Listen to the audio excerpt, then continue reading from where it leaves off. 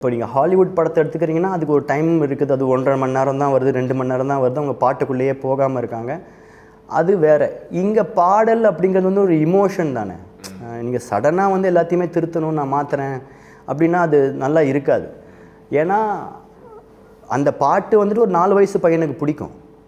அந்த 4 வயசு பையன் தான் அப்பா என்ன அந்த படத்துக்கு கூட்டிகிட்டு போன்னு கேட்பான், இல்லைனா தாத்தாவை கேட்பான், பாட்டியை கேட்பான். ஸோ அந்த 4 வயசு பையனை நீங்கள் தேட்டருக்கு ஃபேமிலியவே உள்ளுக்குள்ளே கூட்டிகிட்டு வரதுக்கான பாயிண்ட்டாக என்ன இருக்குன்னா, அந்த ஹீரோ டைலாக் பேசுனதோ எதுவோ கிடையாது. ஒரு செல்லிங் டூலாக இருக்குது. அவங்க வந்து அந்த பாட்டுக்கு டான்ஸ் ஆடினதுக்கு பார்த்து அந்த குழந்தை டான்ஸ் ஆடுதுங்கிறதுனால தானே இருக்குது. ஸோ அது அவங்க வராங்க. ஸோ அந்த குழந்தைய பாதுகாப்பாக கூட்டிகிட்டு போகணுன்னா ஒரு தாத்தா பாட்டி, ஒரு அப்பா அம்மான்னு வராங்க தானே.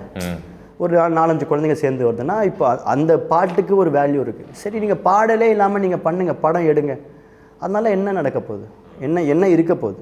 யாரோ ஒரு செட் ஆஃப் கிட்ஸுக்கு ஒரு சில பேர் விஷயத்துக்கு வந்துட்டு இந்த மாதிரி ஒன்று வந்ததே தெரியாத மாதிரி இருக்கும். அப்போனா விஜய் சார் இப்போ வரைக்கும் ஏன் டான்ஸ் ஆடுறாரு? ஏன் அவரோட படத்தில் பாட்டு இருக்குது? ஏன் பீஸில் அரபிக் குத்து பாட்டு ஏன்?